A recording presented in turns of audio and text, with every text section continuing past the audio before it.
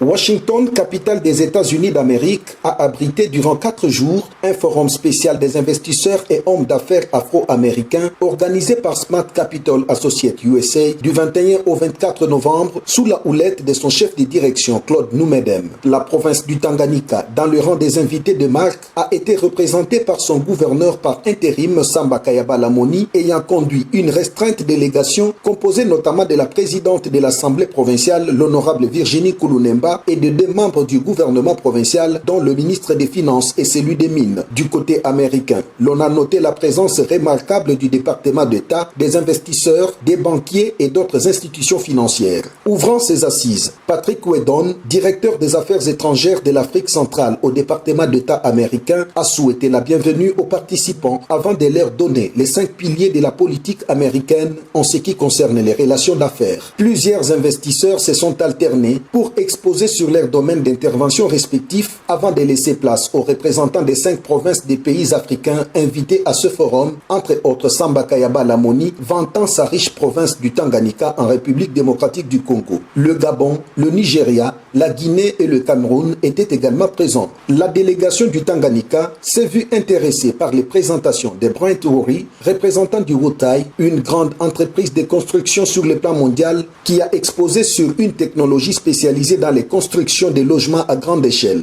Cette compagnie, qui a déjà réalisé des grands projets dans 66 pays dans le monde, dont 10 en Afrique, est disposée à s'installer au Tanganyika en cas d'une bonne définition d'un contrat gagnant-gagnant. Dans le même domaine, Henri Kampoff, avec sa compagnie Alitera Technology, a présenté sa technique de construction moderne à base de briques autobloquantes. Gwendoline Smith, directrice du cabinet Joseph Vanches, basé dans l'ingénierie financière, a présenté des options de financement à hauteur de 100% avec le délai de remboursement compris entre 3 et 20 ans. L'énergie solaire